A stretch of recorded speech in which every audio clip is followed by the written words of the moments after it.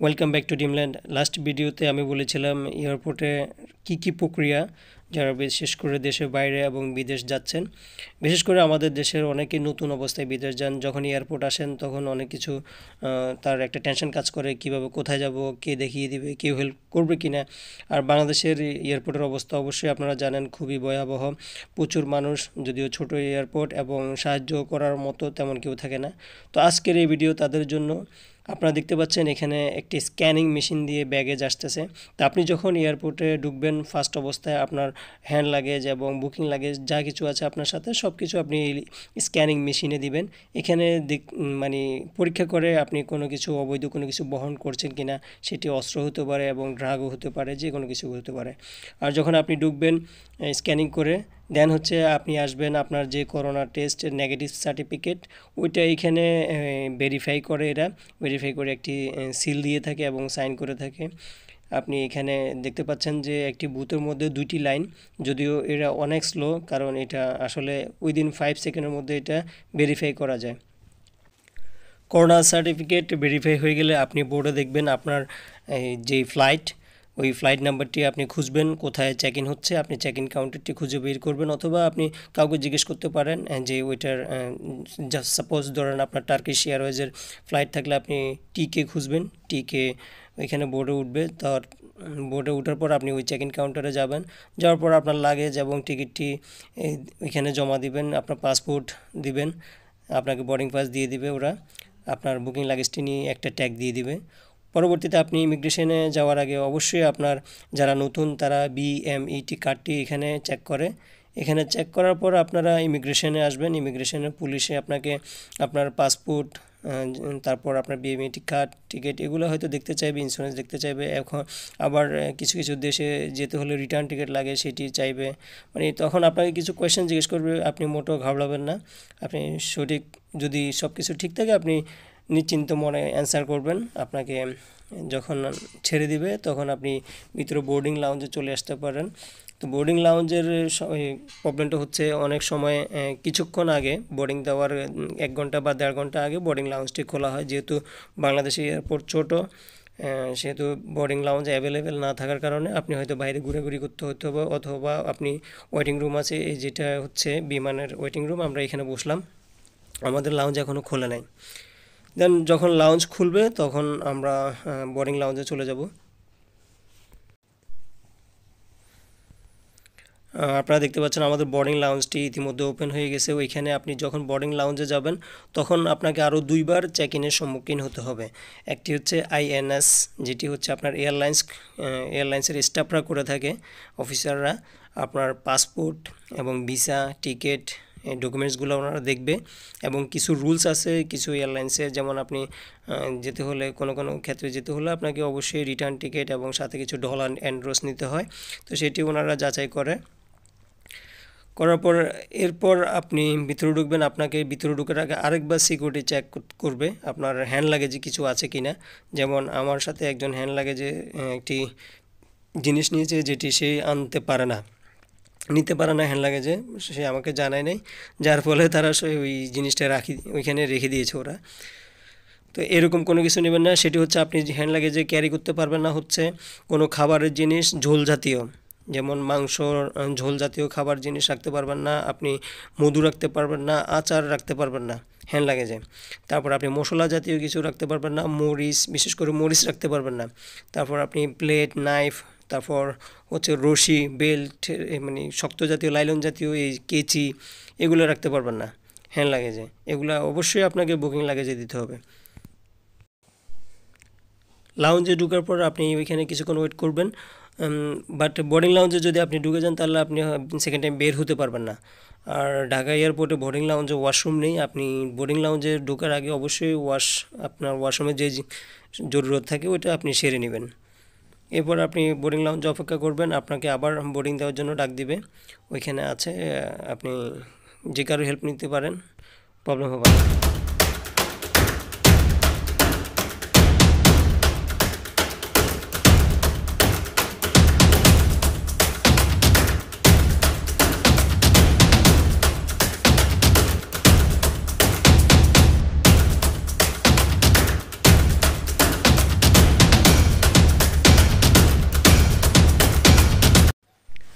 কিছুক্ষণ পরেই আমাদের বোর্ডিং স্টার্ট হয়েছে। তো আমার সাথে সানি ভাই আছেন এবং রবিউল ভাই আছেন। সানি ভাই খুবই অস্থির প্রকৃতির, উনি কিন্তু আমাদেরকে ফেলে অলরেডি চলে গেছেন। উনি আগে আগে চলে যাবেন, মানে ওনাকে ফেলে ফ্লাইটটি চলে যাবে, আর আমি সবার পরে যাচ্ছি। আর আমার জন্য অপেক্ষা করতেছে রবিউল ভাই, সেও কিন্তু খুব এক্সাইটেড, মানে ফ্লাইটে উঠবে। তো দুজনই মোটামুটি আমাকে ফেলে রেডি হওয়ার পথে, এবং দুজনই আমাকে মোটামুটি ফেলে চলে গেছে। আমি পিছনে আছি। তারপর ওরা আসলে আমাদের বোর্ডিং গেটে ব্রিজ আমরা পাই নাই, ফ্লাইটটি ব্রিজের বাইরে ছিল অনেক, সেই কারণে আমাদেরকে বাসে অনবোর্ড করতে হলো। ফ্লাইটে ওঠার পর আপনি একটি ব্ল্যাঙ্কেট পাবেন, আপনার ওইখানে ঠান্ডা লাগতে পারে যখন উপরে উঠে যাবে, আর একটি হেডফোন পাবেন, আর আপনার স্যানিটাইজেশন পাবেন, স্যানিটাইজার পাবেন, হ্যান্ড স্যানিটাইজার এবং মাস্ক পাবেন।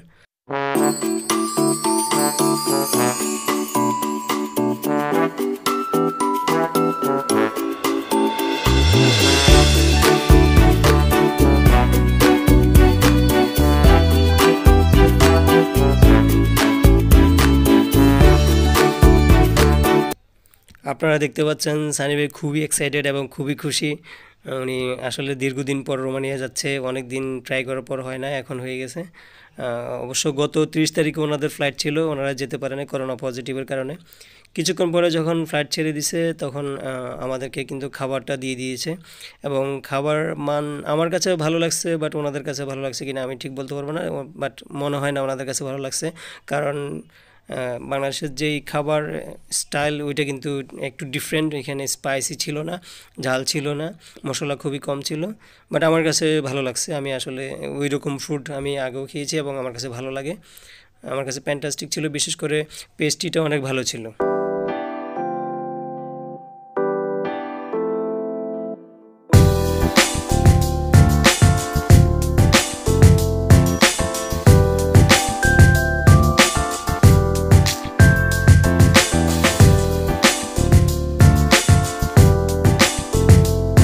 সানি ভাইয়ের কাছে ভালো লাগেনি, উনি মাথা নাড়িয়ে বলতেছে না ভালো হয় নাই।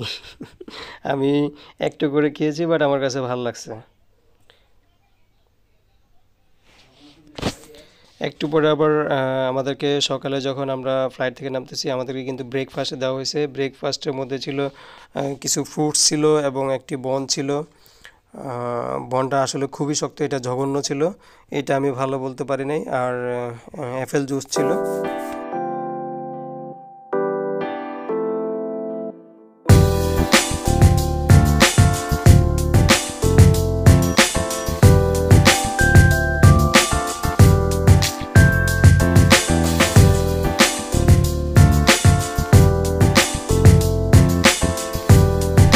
দীর্ঘ 9 ঘন্টা ফ্লাইং আওয়ার শেষে আমরা আমাদের ট্রানজিটের জন্য ইস্তাম্বুল এয়ারপোর্টে এসে পৌঁছালাম।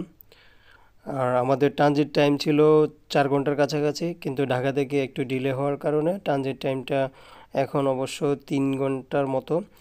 আমরা একটু এয়ারপোর্টটা দেখব, যদিও ইস্তাম্বুল এয়ারপোর্ট আসলে অনেক বড়।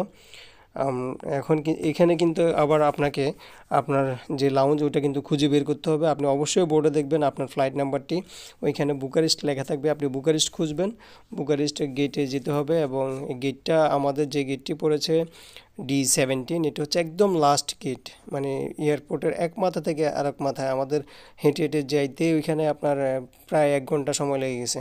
এত বড় এয়ারপোর্ট। আমরা অবশ্য একটু আস্তে আস্তে গেছি, দেখতে দেখতে, ভিডিও করতে করতে, মজা করতে করতে গেছি। আমাদের সানি ভাইয়ের কিন্তু হাঁটতে হাঁটতে দেখেন ওনার কিন্তু প্যান্ট খুলে যাচ্ছে। সো আসলে খুবই মজার মানুষ, আমি ওনার সাথে অনেক মজা করি।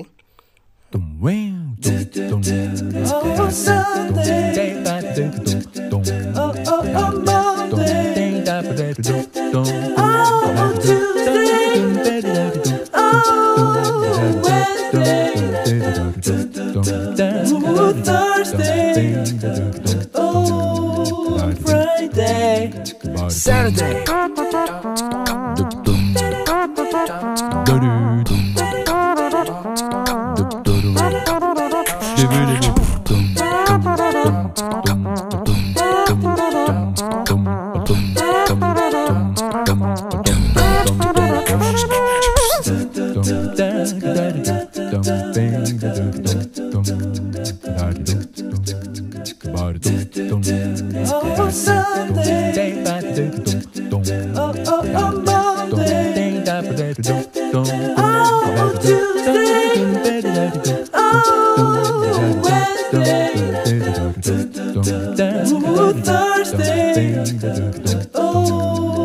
Friday, Saturday.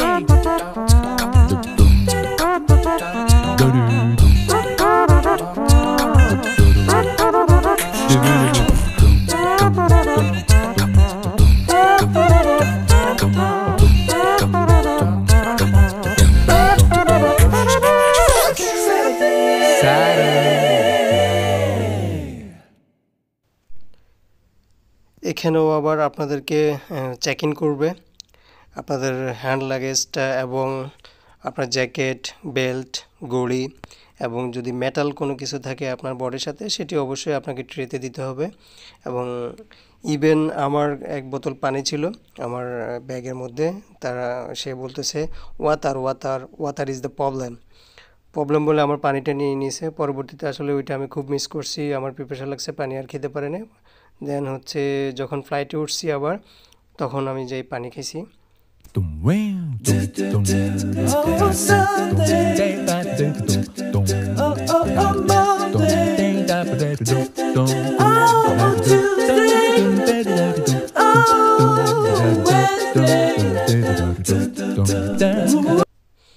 এখানে আমাদেরকে আবার বোর্ড দেখতে হবে বুকারেস্টের সেম বাংলাদেশে যেরকম বোর্ড দেখেছিলাম কোথায় চেক ইন হচ্ছে সেম এখানেও আমাদেরকে বোর্ড দেখে খুঁজে বের করতে হবে আমাদের বোর্ডিং লাউঞ্জ আমি বলেছিলাম আমাদের D17 আমরা D17 খুঁজতেছি কোন দিকে তো ওই দিকে ঠিক আমরা D17-এ যাব তো বন্ধুরা আজকে এই পর্যন্ত পরবর্তী ভিডিওতে আমরা রোমানি এয়ারপোর্টে ইমিগ্রেশন এবং কিভাবে আপনার লাগেজটি কালেক্ট করবেন সেটি অবশ্যই দেখাবো আশা করি আপনারা পুরো ভিডিওটি দেখবেন এবং ড্রিমল্যান্ডের জন্য অবশ্যই দোয়া করবেন এবং আপনার মতামতটি কমেন্টস বক্সে জানাবেন বিশেষ করে আমার একটি বার্তা যেটি হচ্ছে আমার যারা ক্লায়েন্ট আছেন আমাকে অবশ্যই আপনারা হোয়াটসঅ্যাপে পাবেন এবং ইনশাল্লাহ অল টাইম আমি থাকবো